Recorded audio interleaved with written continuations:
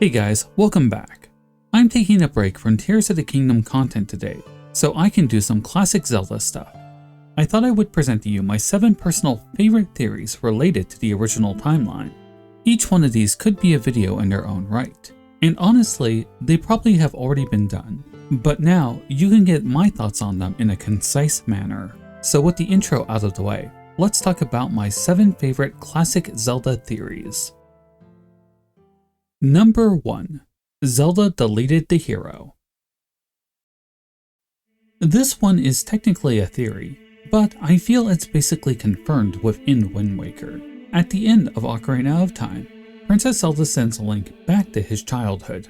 When she was doing this, she may have been attempting to erase the past 7 years by preventing the tragedy from happening. But what happened was actually far worse. With the timeline persisting after Link's removal, she had just done something irreversible. She removed the spirit of the hero from existence. The first realization of what happened would have been the Triforce of Courage shattering, breaking into 8 pieces and raining down upon the land. This was actually a good thing, for just like the hero and the Master Sword, it too could have been removed from the timeline. Regardless, with the sudden realization that this had happened, I believe that she spent the rest of her life, perhaps aided by Lorule, in trying to fix the damage she had caused. They created the Tower of the Gods, powered it with part of the Triforce of Wisdom, and created a new Master Sword powered by the Sages. It's hard to tell if this is the truth or not, but in the grand scheme of things, this theory continues to hold up rather well. It was Princess Zelda's biggest blunder. She broke Hylia's mechanism for keeping the Triforce safe, and ultimately that led to the flooding of Hyrule. Number 2. Phantom Ganon's Sword. Looking over at the adult timeline, after the land is flooded and Ganondorf is in control, our new hero will end up fighting against some dark forces called Phantom Ganon.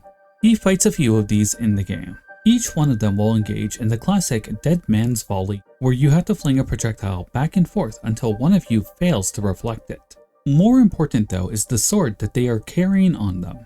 It's a black sword with clear lettering on it. If we translate these letters, it says Gabora Zabora. These names appear in a different title, Majora's Mask. It's rather strange for their names to be on this sword, especially since they are from a different timeline, and also from Termina, which is either a different world or not even real. Regardless if it is or not, I have a pretty compelling reason why this sword has their name on it. It's because Gabora and Zabora predate the infamous time split. I believe that Ganondorf's main sword, which we don't see in Ocarina, was commissioned from these 2 blacksmiths. Perhaps it happened in Castletown near the start of the game, before things went south. We simply don't know. Fast forward to after his defeat. Since he is now armed with the power of the Triforce, he may not need his sword anymore. His first Phantom was defeated and thrown into the void, so perhaps when he created his new Phantoms, he used his commissioned sword as a base for their weapons. Assuming they engraved their names into the sword, then it would make sense the copies the Phantom Ganons use would also have that engraving. That makes sense, right? Moving along. Number 3. Hyrule is dying. With the backlash to the Wind Waker art style, Nintendo was forced to backtrack and give the more mature, gritty, and realistic Zelda that the fans were craving. This led to the development of Twilight Princess. That game embraces all of the Western aesthetics at the time. Lots of browns, blooms, heroes with nipples, etc. While it is easy enough to write off the art style as just that, an art style, the story of the game actually has something interesting in it that could justify the desaturated grim tone of the land. Quite simply, the land is dying. Consider that when Ganondorf was being executed, the Triforce of Power appeared on his hand. In an act of desperation, the sages ended up throwing him into the Twilight Realm. Not just him, but that fancy sword and his Triforce of Power. Unlike the Sacred Realm, the Twilight Realm is completely separated from Hyrule, and so for a time, 100 or so years, Hyrule was without a piece of its Triforce. We know that the Triforce sustains the land. Over in Lorule, when they destroyed their Triforce, their land began to decay and collapse. In Twilight Princess, we could be seeing something similar. The land starting to decay as some of the power to sustain it is missing. It's a bit like a wilting plant. Of course, the Triforce returns at the end of the game. So if Hyrule is wilting because it lacks the Triforce, it should start to recover. As such, it's ironic that Ganondorf's return to the world to conquer it is ultimately what may have saved it. Are you enjoying the video? If so, a like and subscribe would go a long ways to helping out around here. I'm sure you guys know how all the YouTube stuff works. Just know that I put out a video every week and it's free. Enough of that stuff, let's get back to the theories. Number 4. Lorule's Stolen Master Sword. In A Link Between Worlds, as you explore the dungeons in Lorule, you will find chunks of Master Ore. They can be taken to the blacksmiths in Hyrule to improve the Master Sword. The fundamental question is, what is Master Ore and why can it be used like this? We know, especially now, that the Master Sword is made of a special material, and so mixing it with some other material seems incredibly reckless. That would create an alloy, dilute the metal, and possibly ruin it. That is unless the Master Sword and Master Ore are indeed the same base material. The theory I made for my old video is that Link basically scooped up the metal from Lorule that would have been used, or had previously been used, to make their version of the Master Sword. We all know at the end of the game that Lorule's Triforce is restored. With that relic restored, just like in Hyrule, it may attract powerful forces that wish to claim and abuse it. If that is the case, then it would seem that they need their version of the Master Sword, right? So the question becomes, did Link doom Lorule by stealing their Master Ore? Did he rob them of their means to create a Master Sword? Maybe, but since they have their own Triforce, then perhaps they have the means of creating their own version of the Master Sword again.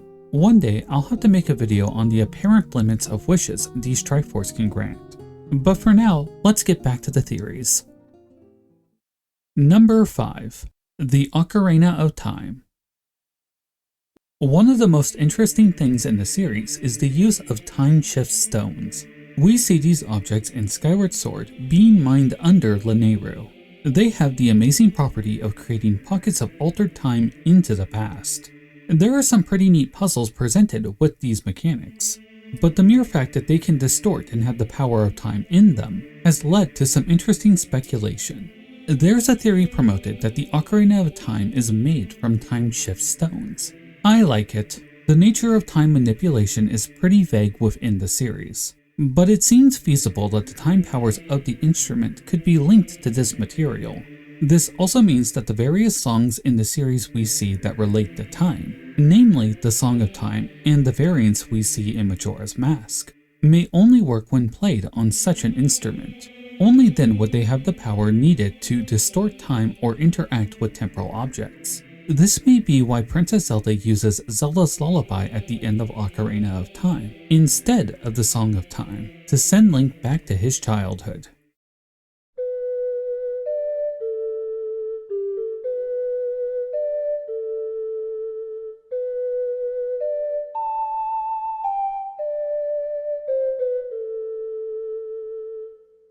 Were it not for the temporal properties of the Ocarina of Time, this simply would not have worked.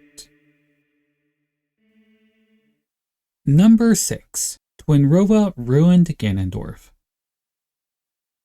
It seems like Ocarina of Time is the source of a lot of good Zelda theories, doesn't it? It's almost like it's the biggest title in the series. Well, until Breath of the Wild. Anyhow, two important characters from Ocarina appear a little later down the following timeline.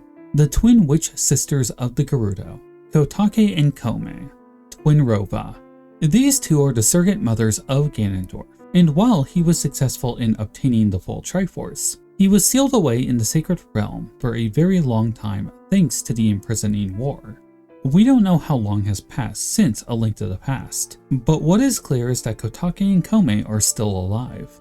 After A Link to the Past, when Ganondorf had been killed by the hero, the two sisters started to plan the resurrection of their son in the Oracle Games. They needed 3 dark flames and a vessel to accomplish this. You can see their plan unfold as they abduct Princess Zelda for the ceremony. They are in the process of resurrecting their son in the Room of Rites, when the hero of legend shows up to save the day. After failing to defeat Link, the two merged witches offer up their own body as a vessel to complete the resurrection. However, this results in a resurrection of a mindless beast, a far cry from the man that they had hoped to revive.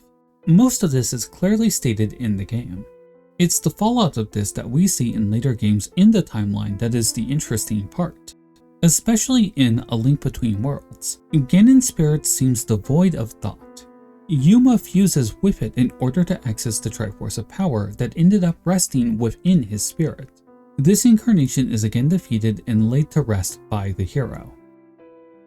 It's up for debate how intelligent Ganon is in the original Zelda game, but considering 2,000 years has passed since the tragedy of Princess Zelda I, it could be that Ganon is just the latest incarnation of him, and not another resurrection of this mindless beast. Number 7. Skyward Sword's second timeline. For the last theory, I have one that I haven't brought up on the channel much before. I came up with the concept a long time ago, before Tears of the Kingdom came out, but ended up abandoning it for a bit due to the events in the game. Lately, I've been thinking about it again. So for you guys who have made it this far into the video, let me give you the broad strokes. Skyward Sword demonstrates a time loop. Early in the game, at the Sealed Temple, you can look through the crack in some doors and see an amber crystal in the back. Later on in the game, while in the past, you can see the moment that Zelda encases herself in this amber, and so it is clear that this game is using a stable time loop. In the present, you can see Zelda in amber because in the past she had already encased herself in it. This is also true involving Impa and her bracelet. At the end of the game, Zelda gives the bracelet to Impa in the past, and in the present she still has it. You can see this earlier in the game as well, and so, just like with the amber, this event too is carved in stone. There is, however, another instance that definitively changes as a result of time travel. At the end of the game, there is a pedestal in front of those doors from before. Link and Fi have a touching goodbye there. He then leaves the Master Sword there so the essence of demise can decay within it, and then he and his friends return to the present. In the present though, the pedestal is still there, and thus we have a conflict. You see, earlier in the game, you can see this exact spot multiple times. You see Impa sitting there. Then, at other times when she has moved around, the spot is visible. The amber and the bracelet are set, accounted for. Those exist in what is commonly called a stable time loop. The placement of the Master Sword, however, that causes a problem, and even presents a situation where two instances of the sword exist at the same time. It is my belief that by leaving the Master Sword in the past like this, it somehow caused enough conflict to create a new split in the timeline, one that flows away from Skyward Sword, but parallel to the other games we know and love. It would have been the perfect opportunity to reboot the series, to create a new continuity while retaining the old set of games intact. Such a new timeline could have led to Breath of the Wild and Tears of the Kingdom, perhaps with a series of events that would reflect Hyrule with a more Japanese aesthetic. As wonderful as that sounds, the lack of connections from Skyward Sword to Tears of the Kingdom has really made me doubt this possibility. I think it is more likely that Breath of the Wild and Tears of the Kingdom are simply a reboot with no connection to the past games. However, I am going to revisit this a bit more and entertain my old theory once again. Who knows, maybe I was right all along. But that will have to be a topic for another day. Thanks for watching the video. It was nice to revisit these old theories of mine, and with Tears of the Kingdom content slumping, I think it's time to take a look at some classic material again. But who knows, I might bounce back to Tears of the Kingdom next week. Let me know in a comment what you guys would prefer. If you haven't done so already, a like and subscribe would really help the channel out. It really is the best way you can help out, and it's free. If you can do more, consider joining my Patreon or becoming a channel member. Without the support from those generous people, I would not be able to keep doing this. It can get pretty rough during the holidays on YouTube for content creators. So every little bit counts. That's all I got for you today, guys. Be safe, and may the way of the hero lead to the Triforce.